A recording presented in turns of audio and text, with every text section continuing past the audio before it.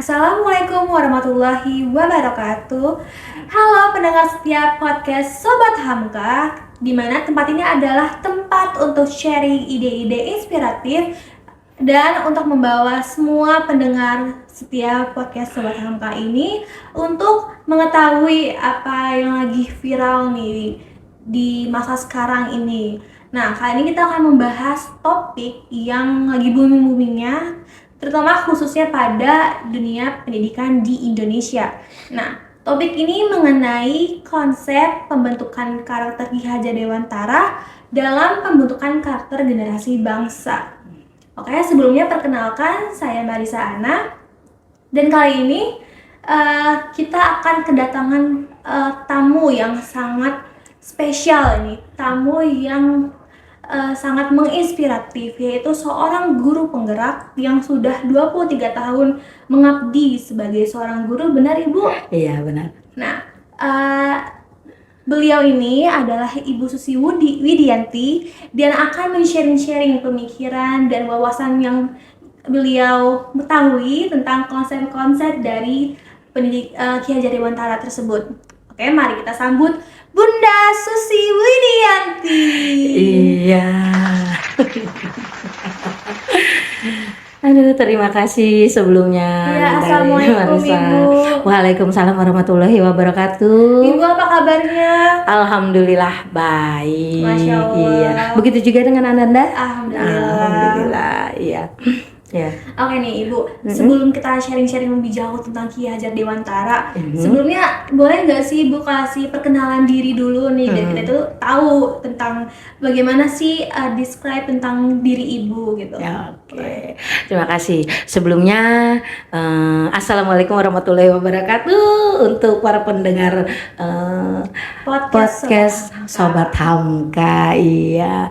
Terima kasih atas kesempatannya di sini. Saya sudah diberi kesempatan dan diberi kepercayaan sebagai narasumber ya dalam pembicaraan kita kali ini. Dan sebelumnya perkenalkan dulu, nama saya Susi Widianti. Ya, kebetulan seperti yang Ananda Marisa bilang, saya ini adalah seorang guru di sebuah sekolah dasar ya, di SD Cipedak 03, tepatnya di Jagakarsa, Jakarta Selatan.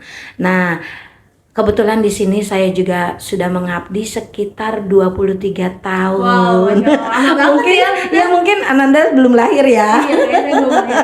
Iya, di sini saya sudah mengabdi sebagai pengajar, sebagai pendidik sekitar 23 tahun, dan seperti yang Ananda bilang, saya juga seorang guru penggerak angkatan 7. Banyak juga sobat UHAMKA yang menjadi guru penggerak di sini ya. Dan saya juga sudah sebagai mahasiswa juga di sini sangat bangga sekali berada dan bisa menempa ilmu di kampus tercinta ini. Masya Allah, alhamdulillah ya Bunda. Iya. Karena saya juga sangat terinspirasi nih Bunda. Udah mateng gitu loh, tapi dia tuh masih ada semangatnya untuk belajar ya Bunda. Iya, kebetulan ya di sini juga saya ada orang yang biasanya ya ada orang yang terinspirasi dari orang tuanya. Iya, betul. Dari ini ingin, tapi saya justru termotivasi dari anak saya. Oh, anak saya bisa, kayaknya saya juga bisa deh, insya Allah gitu. Iya. Oke, balik ke topik aja ya Bunda. Iya, siap. Ini kan temanya tentang konsep pendidikan karakter ala Ki Hajar Dewantara ya. Iya. Oke. Jadi menurut Bunda, bagaimana sih Bunda ini menilai sosok Ki Hajar Dewantara gitu? Iya. Sebelum kita yang namanya berbicara tentang Ki Hajar Dewantara, tentunya kita harus mengenal dulu dari dasar tentang bagaimana Ki Hajar Dewantara pada masanya. Sebelumnya kan beliau ini Ki Hajar Dewantara ini biasa dikenalnya sekarang ya Ki Hajar Dewantara, tapi sebetulnya nama aslinya bukan Ki Hajar Dewantara ya. Iya, dia itu Suwardi Suryaningrat. Nah, kebetulan Ki Hajar Dewantara ini adalah keturunan dari bangsawan, seorang bangsawan. Jadi dia itu mempunyai keberuntungan dalam hidupnya pada masanya, karena Ki Hajar Dewantara ini lahir itu di zaman yang sudah lama sekali, 2 Mei 1889. Itu sekitar berapa usianya sekarang coba. Dia lahir di Jogja, di kalangan bangsawan. Dia ini ternyata keturunan dari kerajaan bangsawan dari Paku Alam III, ya. Pada masa itu, pada masa pendidikan zaman itu sangat sekali untuk rakyat pribumi mengenyam pendidikan, ya. Jadi Ki Hajar Dewantara ini beruntung sekali mempunyai kesempatan, dan kesempatan itu juga dipergunakan bagaimana caranya dia juga ingin merintis, membangun bagaimana untuk bangsanya bisa Betul banget. mengecap pendidikan seperti layaknya dia, ya bukan pribumi aja tapi rakyat, ya bukan sebagai seorang priai zaman dulu itu, bangsanya priai, tapi pribumi-pribumi lainnya juga bisa. Oke, gitu. benar. Jadi menurut Bunda bagaimana sih, ini kan kita lagi membahas Ki Iya. Hajar Dewantara dengan konsepnya di bidang pendidikan ya. Ya, Nah, menurut Bunda apa sih kontribusi Ki Hajar Dewantara yang muncul gitu pada bidang pendidikan sehingga adanya kebijakan Merdeka Belajar gitu, oh, di sekolah? ya kontribusi dari Ki Hajar Dewantara itu juga termasuk di dalam perjalanan-perjalanan dia di masanya. Dia itu kontribusinya dia itu ada, tetapi dengan berbagai macam tantangan, ya. Dengan perjalanan dia, seperti dia itu bersekolah, lalu dia juga coba menjadi seorang, mengikuti pendidikan seorang dokter ya di Stovia ya, tapi ternyata tidak lanjut karena faktor kesehatan tentunya. Lalu di sini juga dia selain di bidang pendidikan, dia juga mendirikan sebuah organisasi bersama teman-temannya, yaitu Budi Utomo ya. Lalu sempat juga dia ini di tahun 1913 pada masa dia mendirikan Budi Utomo itu di tahun 1908 ya. Ya, 1908. Tapi di masa usia 1913 dia mulai mengalami pengasingan. Itu kenapa dia mengalami pengasingan? Sebelum dia menjadi pendidik, seorang pendidik, dia gagal di dalam dunia kedokteran. Dia itu mencoba menceburkan diri menjadi jurnalis. Dia menjadi jurnalis, menjadi wartawan di beberapa koran yang sangat terkenal, yang ternama saat itu ya di kota itu gitu. Jadi beberapa, jadi tidak satu media saja, tidak satu koran saja gitu, tetapi di berbagai media cetak. Nah, dari tulisan-tulisan itu ada mungkin satu tulisan yang yang berjudul tentang Belanda ya, apa andai aku Belanda. Ya, seperti tulisan itu yang mungkin mengusik daripada pihak Belanda ya. Karena itu mereka lalu Ki Hajar Dewantara ini diasingkan bersama, akhirnya dia juga bertemu dengan yang namanya teman-temannya banyak sekali dia. Nah, kontribusinya di sini dari perjalanan itu semua akhirnya pada tahun 1922 ya, dia itu mendirikan sebuah taman siswa. Itu satu dari kontribusi yang dia nah, taman siswa itulah yang menjadi gerbang kemerdekaan bagi para rakyat Indonesia di dunia pendidikan. Iya, karena tanpa adanya pendidikan kita bukan apa-apa ya Bunda. Iya, itu juga yang namanya Ki Hajar Dewantara ya, dalam mendirikan satu taman siswa. Dia tidak langsung banyak membuat proses itu, ada proses. Dia pertama kali itu, jadi di Indonesia itu ya pada masa zaman Belanda ini, kita bicara masalah kolonial Belanda ya pada masa itu. Jadi di masa itu Ki Hajar Indonesia ini baru diberi kesempatan untuk sekolah ini untuk para calon pegawai saja. Jadi para jadi para calon pegawai didirikanlah sekolah untuk para calon pegawai. Setelah itu akhirnya dirasa kurang sepertinya, ditambahlah lagi menjadi 3 kelas, yaitu untuk membaca, menulis, dan berhitung. Kenapa pihak kolonial Belanda itu mengadakan kelas itu? Ini juga karena maksud-maksud tertentu dari menjadi Belanda. sebuah pertanyaan ya. Kenapa kok mereka itu tiba-tiba mengadakan menambah kelas lagi menjadi 3, yaitu membaca, menulis, dan berhitung. Ternyata mereka mendirikan itu untuk memperkerjakan rakyat Indonesia bagi kaum Belanda ini di bidang perdagangan. Itulah mereka itu membuka kelas-kelas tertentu, skala tertentu dengan niat-niat tertentu juga ternyata. Nah, di situ mulai Ki Hajar Dewantara berpikir bagaimana caranya ya untuk menciptakan suatu pendidikan yang bisa dinikmati oleh seluruh masyarakat pribumi. Jadi bukan priayi saja, bukan yang namanya calon pegawai saja, bukan orang-orang yang akan dipekerjakan saja, tapi seluruh rakyat Indonesia, seluruh rakyat pribumi bisa mengenyam pendidikan. Makanya terlahirlah Taman Siswa di tahun 1922. Itu adalah awal dari puncak gerbang emas kemerdekaan Indonesia dalam dunia pendidikan.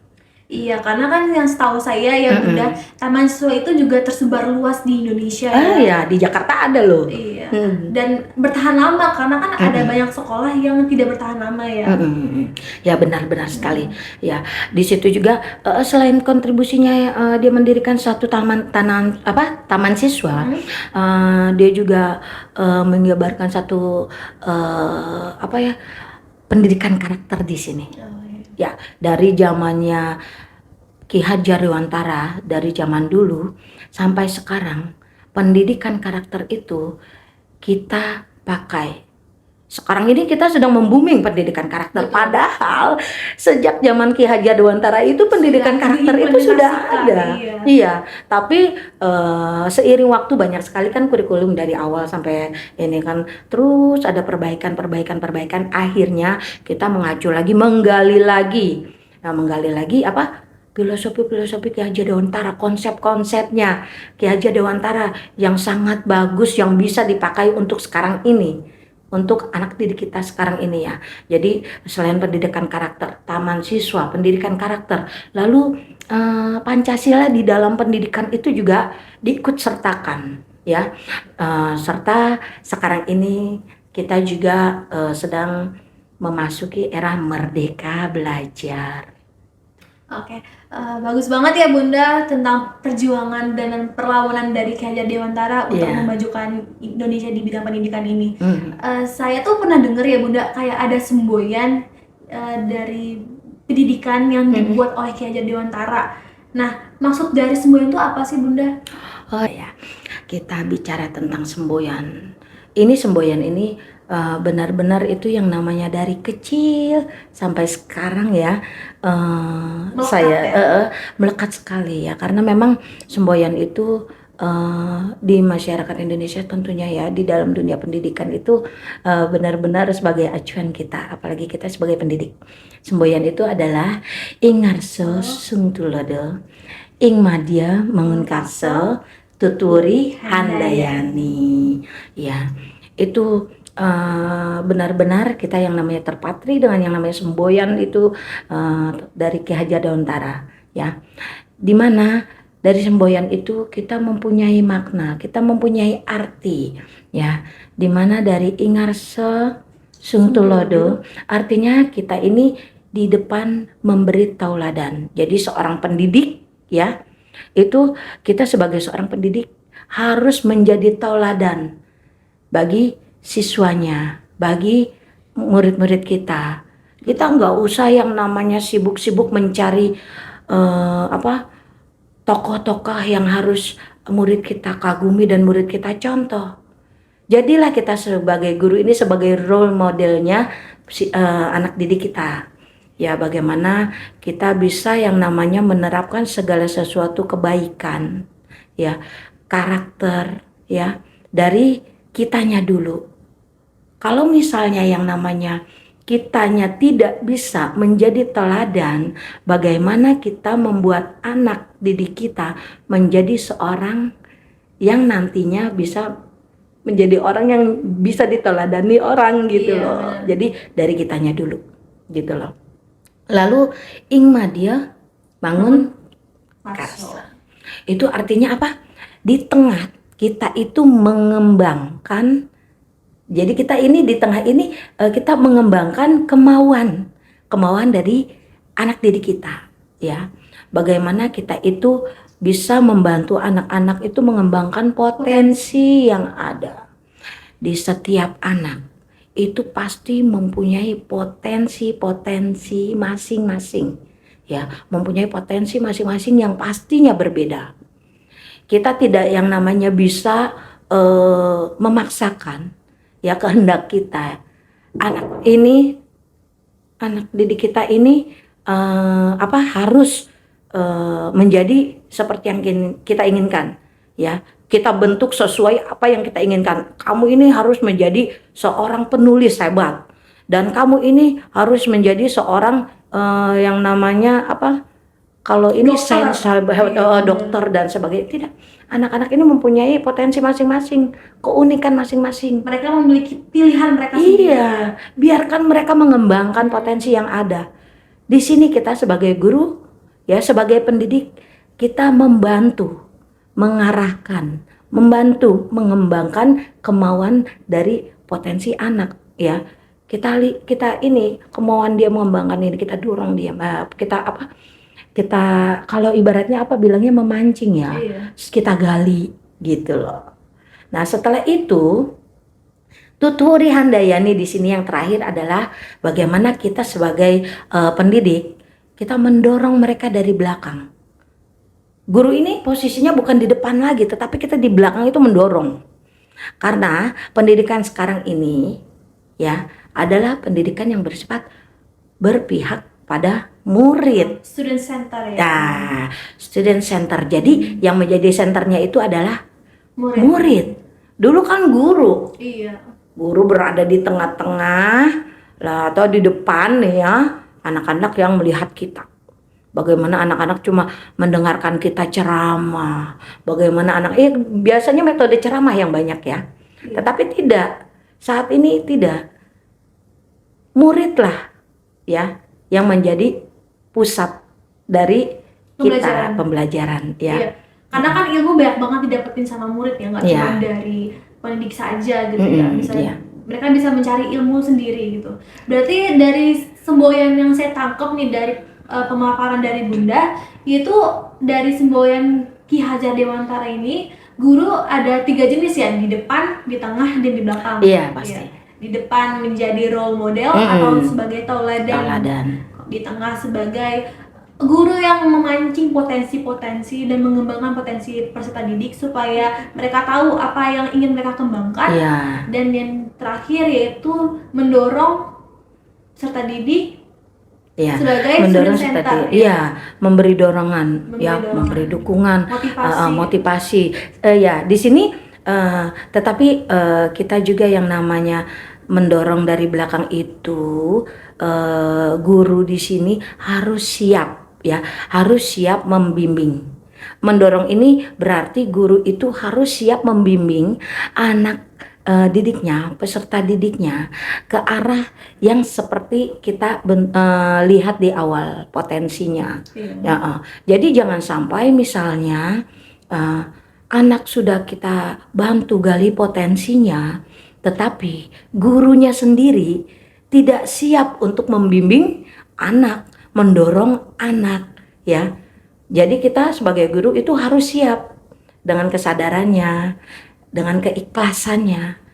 Kita sebagai pendidik itu harus mengajar dengan hati, dengan ikhlas. Karena kalau sudah dari hati, itu insya Allah segalanya akan berujung dengan baik, menghasilkan sesuatu yang baik. Tetapi kalau sudah awalnya tidak ikhlas, tidak dari hati, itu tentunya berat, ya. Berat. Selain semboyan Ki Hajar Dewantara itu yang tadi disebutkan, ing harsa sungtulodo, ing madya mangenkarsa tuturi handayani, Ki Hajar Dewantara juga mengibaratkan, ya, mengibaratkan siswa murid itu sebagai apa? Sebagai benih, ya. Benih di mana benih itu yang kita akan tanam, kita rawat, lalu Kita siram. kita rawat dan sebagainya. Nanti di saatnya tiba, dia akan siap tumbuh besar dan kita bisa menikmati hasilnya dengan baik. Jadi di sini bisa menggambarkan bahwa bagaimana caranya kita seorang pendidik. Kalau kita benar-benar menjalankan itu, melaksanakan itu, kita tentu akan menghasilkan generasi-generasi yang sangat hebat. Itu memang ya semboyan Ki Hajar Dewantara filosofinya itu ya yang menggambarkan siswa itu sebagai benih ya, dan sebagai siswa itu sebagai study center itu memang sangat Relevan ya? iya, dan sangat penting banget kita jalani di kehidupan sekarang ini. Bagaimana Ki Hajar Dewantara juga dengan kesadarannya, dengan keikhlasannya mengajarkan kita sebagai seorang pendidik ya. Kita jangan pilih-pilih, jangan dia siapa dan sebagainya, tapi tidak tidak boleh kita memilih anak siswa yang ini dia mah tidak bisa apa-apa, dia ini. Anak semua itu punya keunikan masing-masing, punya potensinya masing-masing. Jika yang namanya kita tidak menemukan potensi itu, biarlah anak itu yang menemukan sendiri. Apa sih kamu sukanya, hobinya, kita hanya mengarahkan saja. Lalu setelah dia menemukan sendiri, kita dorong, kita bimbing gitu. Oke, benar. Bunda, kan sebelumnya penilaian di sekolah itu hanya berdasarkan aspek kognitif atau pengetahuan saja ya. Iya. Kenapa menurut Bunda nih, kenapa untuk di zaman sekarang, apalagi di Merdeka Belajar, itu Ki Hajar Dewantara juga selain menekankan pada aspek kognitif, itu juga menekankan pada aspek afektif, yaitu sikap, dan psikomotorik, yaitu keterampilan. Ya, di sini memang selain aspek kognitif, tentu banyak sekali penyertanya ya. Ada aspek afektif dan psikomotorik. Ya, di sini kita bermulai dari yang namanya pembentukan karakter dulu.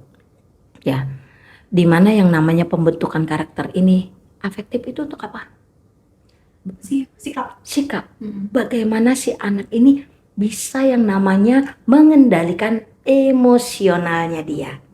Ya, bagaimana dia bisa yang namanya menekan segala sesuatunya yang ada di dalam diri dia, ya, bisa mengontrol emosional dan sebagainya, menjadikan sesuatu yang baik. Ya, di sini makanya penting sekali pendidikan karakter, ya. Nah, setelah itu kita juga berbicara tentang psikomotorik. Psikomotorik berhubungan dengan apa? Keterampilan, kreativitas ya. Kreativitas yang tentunya praktis. Kita bicara anak SD ya.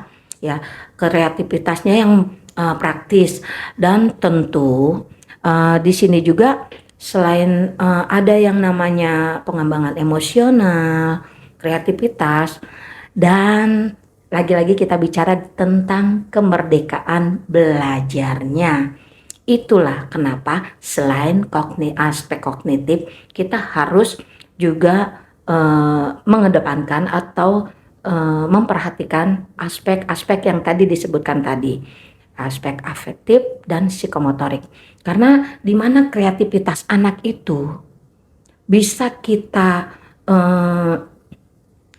bisa kita jalani, bisa menghasilkan sesuatu yang ada di anak. Potensi itulah. Iya, betul. Nah, potensi itulah yang menjadi hasil daripada kreativitas anak. Lalu keterampilan praktisnya juga. Itu dari mana?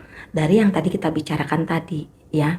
Nah, kebebasan belajar, tetapi bukan kebablasan belajar ya, ingat ya. Kadang-kala kita tuh saking bebasnya jadi takutnya, tapi insya Allah tidak, ya, karena kita mengacu kepada kembali lagi kurikulum yang sudah ada yang baik ini ya. Jadi kebebasan belajar ini biarkan anak menemukan gaya belajarnya. Gaya belajar anak itu ada macam-macam. Iya, beda-beda. Ya, ada beda-beda. Ada apa saja ya? Ada 3 gaya belajarnya ya tentunya ya. Visual. Lalu apa lagi? Audiovisual. Audiovisual. Lalu kinestetik dan auditory. Susah sekali menyebutkannya, auditory ya. Lalu apa? Audiovisual, visual, lalu dan Visual. dan apa? Kinestetik ya. Kenapa? Ada sebagian anak yang memang cenderung orangnya serius. Jadi dia bisa yang namanya dalam belajar bisa memperhatikan guru berjam-jam ngomong. Ya, dia bisa memperhatikan orang bicara dengan serius. Tetapi tidak bisa dipakai gaya belajar itu dengan anak yang mempunyai gaya belajar visual. Bosen ngelihat yang ngomong terus nih. Saya maunya ada gambar-gambarnya. Saya maunya ya ada gerakan, suara dan sebagainya. Itu tentunya mungkin kita butuh media pembelajaran. Memutarkan dia video, beberapa film, video, atau memutarkan dengan media pembelajaran melalui Infocus yang ada, PowerPoint. Ya, di anak SD juga banyak sekali sudah kita menggunakan itu. Ya, jadi yang namanya media pembelajaran sangat penting untuk mendukung keaktifan anak, mendukung bagaimana anak itu bisa mengikuti pembelajaran yang dilaksanakan. Dan untuk kinestetik juga bagaimana anak itu yang biasanya ya cenderung aktif, biasanya juga aku sih yang nonton nggak begitu suka, bosen juga nonton, apalagi nggak dengerin, aku mau langsung aja deh. Misalnya kita lagi yang namanya memutarkan satu lagu ya, ada lagu misalnya menanam jagung di SD nih. Kalau kita cerita begini nak caranya menanam jagung, petani begini ininya, kita ceritakan ya langkah-langkahnya. Yang ini nih nggak kena ini gaya belajarnya. Lalu kita putarkan filmnya ya, bagaimana caranya menanam jagung yang baik nanti begini gini. Kita putarkan juga lagunya. Anak ini kepengennya, Bu, boleh nggak Bu, kita langsung aja ke kebun, kan di belakang sekolah ada kebun, ada gak tanaman jagung? Itu.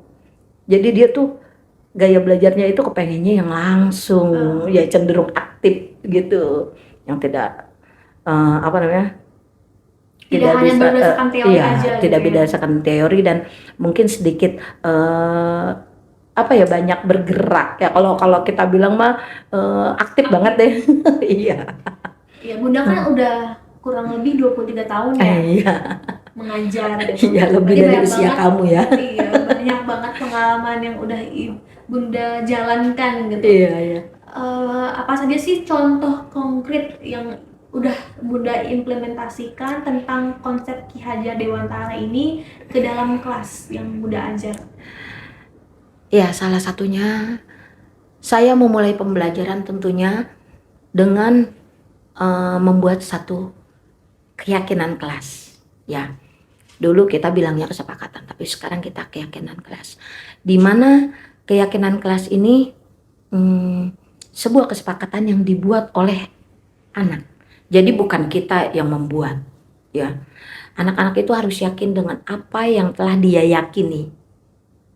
Contohnya, sebelum kita mulai pembelajaran, kita tanya, nah, di dalam pembelajaran, apa saja ya sebaiknya yang kita tidak boleh lakukan? Jangan kita yang membuat, tapi mereka yang membuat. Anak lalu menulis, ya, di lembar kecil, di kertas kecil. Silakan dikasih kertas sama saya, lalu mereka menuliskan keyakinan-keyakinan mereka. Ya, itu bagian dari disiplin positifnya. Masuklah ke bagian pembelajaran gaya belajar Ki Hajar Dewantara yang menerapkan disiplin positif. Pembentukan karakter positif juga. Dia bilang, oh ya, saat belajar berlangsung, kita tidak boleh berisik. Ya. Lalu ada lagi jujur. Ya, setelah jujur, disiplin dan tepat waktu. Cukup itu ditanamkan. Kamu tempel di situ. Sebelum masuk kelas kamu lihat berulang-ulang. Biar kamu paham apa yang sudah kamu tulis, sudah kamu tempel di situ, kamu yakini bahwa itu yang telah kamu sepakati di diri kamu sendiri. Salah satunya itu. Lalu tentunya pembentukan karakter bisa kita bisa kita buat, bukan kita buat ya, bisa kita sampaikan, bisa kita arahkan ya dengan cara misalnya dengan 5S. Senyum, salam, sapa, sopan, dan santun. Itu adalah salah satu pembentukan karakter yang paling hebat ya. Bagaimana dengan senyum anak bisa yang namanya mulai mengontrol emosinya. Yang tadinya dia berangkat sekolah dengan keadaan mungkin kesel atau dengan pikiran dan sebagainya, aduh tapi aku harus senyum ya, ketemu bu guru lalu aku harus menyapa, memberi salam tentunya.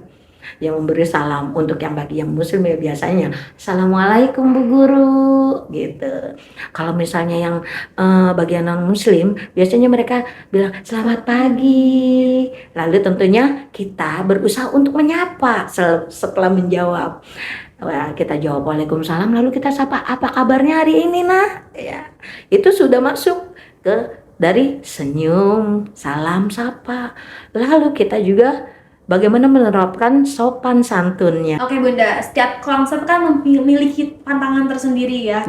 Nah menurut Bunda apa sih tantangan terbesar dari konsep Ki Hajar Dewantara dan bagaimana cara mengatasinya sebagai Bunda yaitu seorang pendidik ya gitu.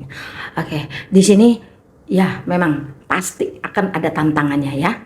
Ya bagaimana tantangan itu akan ada karena kurang dari pahamnya ya, banyak yang kurang paham tentang arti dari kesadaran pendidikan karakter ya, jadi kurang pahamnya. Disinilah yang menjadi satu tantangan kita untuk dapat menjelaskan apakah pendidikan karakter di sini. Dan tentunya yang penting lagi, tantangan terbesar juga bagi kita para pendidik adalah sumber dayanya.